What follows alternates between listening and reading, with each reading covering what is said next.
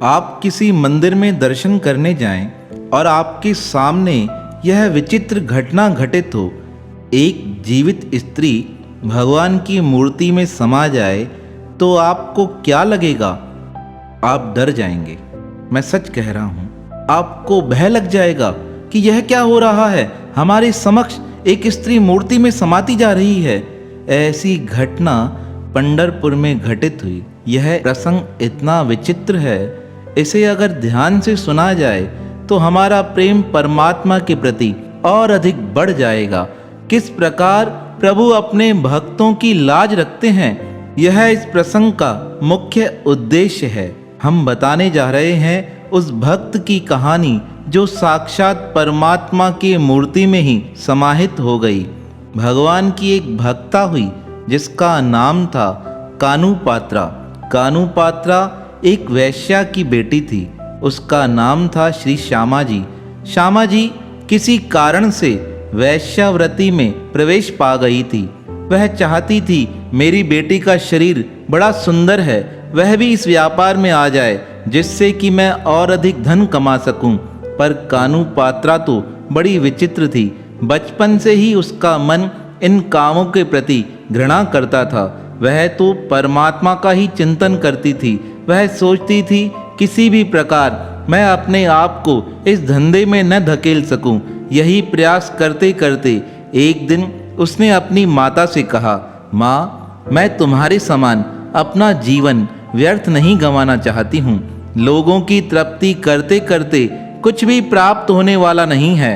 मैं अपना जीवन संवारना चाहती हूँ। कानू पात्रा की माँ ने उसे कहा, अगर बेटी ऐसा ही मन में विचार है तो किसी योग्य वर से शादी कर लो। कानू पात्रा ने कहा, मेरे समान कोई सुंदर और योग्य इस दुनिया में है ही नहीं। अगर मिलेगा तो अवश्य मैं उससे विवाह कर लूंगी। एक दिन कानू पात्रा के गांव के कुछ लोग पंढरपुर की यात्रा पर जा रहे थे। जैसे ही वह यात्रा की ओर प्रस्थान करने वाले थे, कानू पात्रा ने अपनी माँ से कहा, माँ, अगर मुझे आज्ञा हो तो मैं भी इनके साथ पंढरपुर जाकर भगवान विट्ठलनाथ के दर्शन करके आऊं। अब माता की आज्ञा मिल गई। यात्रियों के साथ वह भगवान विट्ठलनाथ के दर्शन करने श्री पंढरपुर धाम आई। जैसे ही प्रथम बार उसने भगवान विट्ठलनाथ के दर्शन किए, वह अपनी सुध-बुध खो गई। वह कहने लगी, अगर मुझे कोई योग्य वर चाहिए तो श्री विट्ठलनाथ जी हैं। इनके समान कोई वर दुनिया में हो ही नहीं सकता है। मैं भगवान विट्ठलनाथ जी के सिवा अन्य किसी को अपना वर नहीं चुनूंगी। अब निश्चय पक्का कर वह कानू पात्र पंढरपुर में ही रहने लगी। सारे गांव के लोग अपने गांव में वापस आ गए।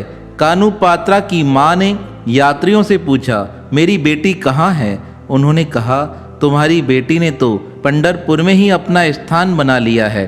कहा जाता है वह पंढरपुर के मंदिर के बाहर ही बैठी रहती, वहीं भजन सुमरन करती, परमात्मा को प्रार्थना कर यही कहती, अब यह जीवन तुम्हारे हवाले है, जैसा रखना चाहो मैं तैयार हूँ। कानू पात्रा का सौंदर्य इतना अद्भुत था, बहुत लोग उसके सौंदर्य पर मोहित हो जाते थे। यह बात बेदर के बादशाह मुगल को पता चली। एक स्त्री जो पंढरपुर के बाहर बैठी रहती है, उसका ना कोई माँ है ना पिता है। उसने अपने सैनिकों को आदेश देकर कहा, उस स्त्री को मेरे पास मेरे हरम में ले आओ, मैं उसे अपनी पत्नी बनाना चाहता हूँ। अब उस मुगल राजा की आज्ञा मानकर उसके सैनिक पंढरपुर आए। पंढरपुर पहुंचकर उन्होंने कानू पात्रा को कहा, हमारा मालिक तुम्हें अपनी पत्नी बनाना चाहता है, तुम खुशी खुशी हमारे साथ चलो, अन्यथा हम तुम्हें घसीट कर अपने साथ उसके पास लेकर जाएंगे। उनकी यह बात सुनकर कानू पात्रा को रोना आ गया। वह उनसे प्रार्थना कर कहने लगी, मैं तुम्हारे साथ चलने को तैयार हूँ, पर मेरी इच्छा है मैं एक बार मंदिर के अंदर जाकर परमात्मा को प्रणाम करके आऊँ। कानू पात्रा की यह बात मानकर सैनिकों ने यह प्रस्ताव स्वीकार कर लिया। अब कानू पात्रा उन्हें इस प्रकार आश्वासन देकर मंदिर के अंदर आ गई। मंदिर में आने के पश्चात उसने भगवान के समक्ष बड़े जोर से रोना प्रारंभ किया। वह रोते हुए भगवान से कहने लगी, कहा जाता है कान्हू पात्रा के ये 5 अभंग महाराष्ट्र में बड़े प्रसिद्ध हैं। वह रोते हुए परमात्मा को प्रार्थना कर कहने लगी, हे पांडुरंग, यह दुष्ट दुराचारी मेरे पीछे पड़े हैं। अब मैं क्या करूं? कैसे तुम्हारे चरणों में बनी रहूं? तुम जगत की जननी हो, इस अभागिन को अपने चरणों में स्थान दो। त्रिभुवन में मेरे लिए और कोई स्थान नहीं है, मैं तुम्हारी हूँ, इसे अब तुम ही उबार लो। यह कहते कहते कान्हू पात्रा की अचेतन अवस्था हो गई। वह सुध-बुध खो गई। वह परमात्मा को रोते हुए कहने लगी, मैं तुम्हारी ही शरण में हूँ, मैं तुम्हारी ही शरण में हूँ। लोग देखकर विचार करने लगे, यवन राजा से इसे कौन बचा सकता है? अब तो सैनिक भी आंखें गाड़ कर कान्हू पात्रा के बाहर आने का इंतजार करने लगे। एक सैनिक अंदर आया, आवाज देकर कहने लगा, कान्हू पात्रा जल्दी करो, समय हो गया है, नहीं तो हम घसीट कर तुम्हें अपने साथ लेकर चलेंगे। उसकी यह आवाज सुनकर कान्हू पात्रा ने दोनों हाथ ऊपर कर दिए और परमात्मा को पुकार करते हुए कहा, हे प्रभु तेरी शरण में हूँ, हे प्रभु तेरी शरण में हूँ, मेरी रक्षा करो। कहते हैं उसी समय एक विचित्र चमत्कार घटित हुआ, जिसे देखकर सारे लोग हैरान हो गए। सबके समक्ष कान्हू पात्रा के हाथ में विट्ठलनाथ जी ने अपना हाथ पकड़ा दिया और जैसे ही कान्हू पात्रा को भगवान का स्पर्श हुआ, कहते हैं सह शरीर ही कान्हू पात्रा भगवान में समा गई। थोड़ी देर बाद कान्हू पात्रा की अस्थियां भगवान के श्री विग्रह के नजदीक पड़ी थी। लोग देखकर हैरान हो गए, यह कैसी लीला हुई? अभी तो वह भगवान के अंदर गई थी, अब यह अस्थियां ही विशेष बची हैं।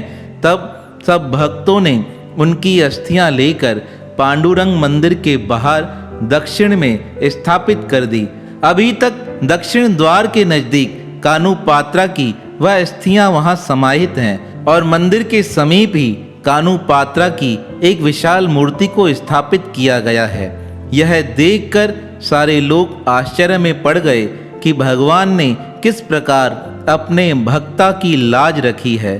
तो अपने भक्त के लिए परमात्मा स्वयं विचित्र लीलाएं करते हैं। जिस प्रकार मीरा सशरीर परमात्मा में समा गई थी, उसी प्रकार कान्हू पात्रा भी भगवान के श्री चरणों में समाहित हो गई थी। किस प्रकार उन्होंने कान्हू पात्रा का सम्मान बढ़ाया। तो ऐसे भक्त वसल भगवान जो हर समय अपने भक्तों का मान बढ़ाते हैं, उनके पावन श्री चरणों में हमारा बारंबार प्रणाम है, प्रणाम है, प्रणाम है।